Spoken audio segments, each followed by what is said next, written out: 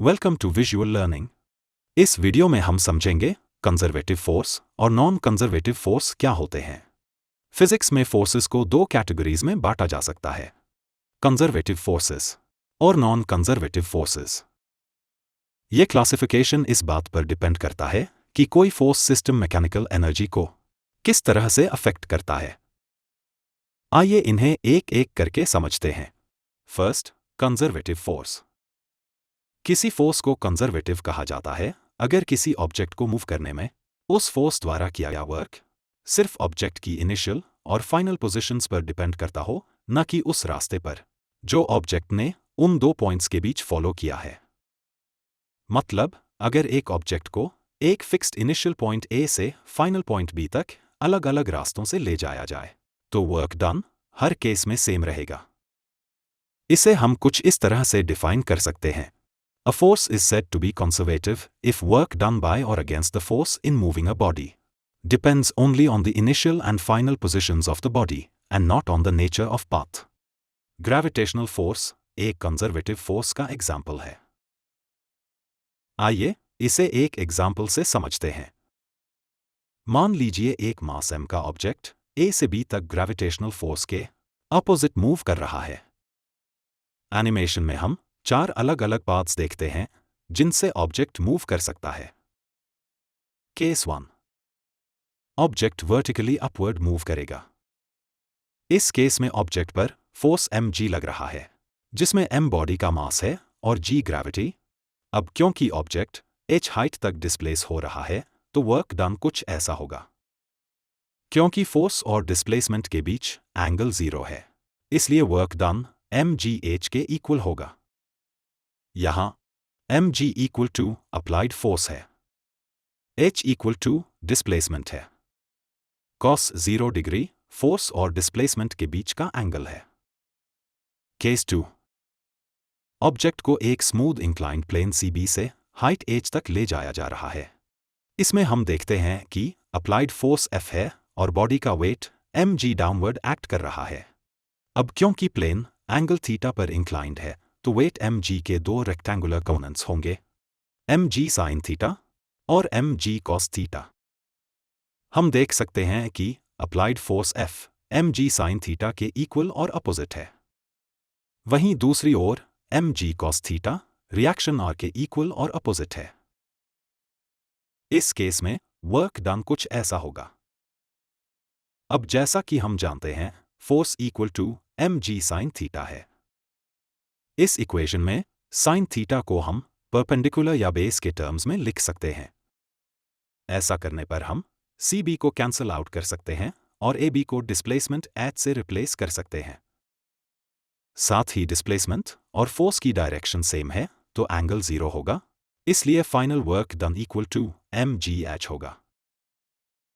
Case 3, इस बार object को सेम हाइट h तक ले जाएंगे, लेकिन अब ऑब्जेक्ट स्टेप्स में मूव कर रहा है, जिसमें स्टेप्स की वर्टिकल हाइट z है और हॉरिजॉन्टल विड्थ x। हर एक स्टेप के लिए दो वर्क डन हो रहे हैं, एक वर्टिकल और एक हॉरिजॉन्टल। इसलिए वर्टिकल हाइट z के लिए work done equal to mgz cos 0 होगा।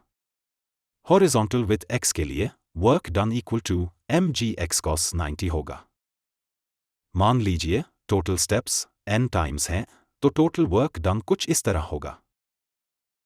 क्योंकि cos 90 इक्वल टू 0 होगा, इसलिए total work done equal to n mgz cos 0 है। अब nz को हम h से रिप्लेस कर सकते हैं, तो फाइनल वर्क डन फिर से mgh होगा। केस 4, ऑब्जेक्ट को हम सेम हाइट तक डिस्प्लेस करेंगे, लेकिन इस बार ऑब्जेक्ट एक जिग-जैग पाथ फॉलो करेगा। मान लीजिए कि यह जिग-जैग पाथ बहुत छोटे छोटे वर्टिकल और हॉरिजॉन्टल डिस्प्लेसमेंट से बना है। इन्हें हम dx और dh मान सकते हैं। टोटल वर्क डन कैलकुलेट करने के लिए हम फिर से इन सभी स्मॉल वर्क डन का सम कर सकते हैं। ऐसा करने पर हमें फिर से final work done equal to mgh मिलता है। हम पाते हैं कि सभी केसेस में वर्क डन सेम है। इससे प्रूव होता है कि वर्क डन सिर्फ इनिशियल और फाइनल पोजीशन पर डिपेंड करता है पाथ पर नहीं। इसलिए ग्रेविटेशनल फोर्स एक कंजर्वेटिव फोर्स है। Second, non conservative force. किसी फोर्स को नॉन कंजर्वेटिव कहा जाता है अगर ऑब्जेक्ट को मूव करने में किया गया वर्क पाथ पर डिपेंड करता है, यानी ऑब्जेक्ट किस रास्ते से मूव हुआ ये मैटर करता है। इसे हम कुछ इस तरह से डिफाइन कर सकते हैं। A force is said to be non-conservative if work done by or against the force in moving a body from one position to another depends on the path followed between these two positions. आइए इसे एक simple example से समझते हैं। मान लीजिए एक body A से B मूव करती है। इसमें A से B मूव होने पर जो वर्क डन हुआ है उसे हम W1 से डिनोट करेंगे। अब हम ऑब्जेक्ट को वापस B से A लेकर आएंगे। इस वर्क डन को हम W2 से डिनोट करेंगे। हम देख सकते हैं कि टोटल डिस्प्लेसमेंट इक्वल टू 0, तो ideally total work equal to 0 होना चाहिए। लेकिन एक्चुअल में ऐसा नहीं होता, क्योंकि जब ऑब्जेक्ट मूव करता है तो उस पर फ्रिक्शन फोर्स एक्ट करता है और उस फोर्स के अगेंस्ट कुछ एनर्जी खर्च होती है। इस एनर्जी लॉस को हम वर्क डन अगेंस्ट फ्रिक्शन कहते हैं और यह एनर्जी लॉस पाथ पर डिपेंड करता है।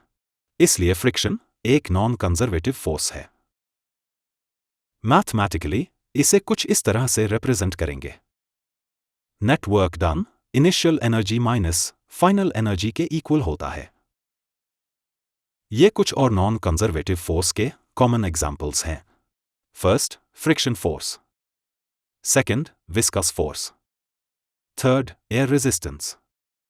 Fourth, tension force. इस वीडियो में अभी के लिए बस इतना ही। अगर आपको हमारा ये वीडियो अच्छा लगा तो हमारे इस चैनल को सब्सक्राइब करें, इस वीडियो को लाइक और शेयर करें।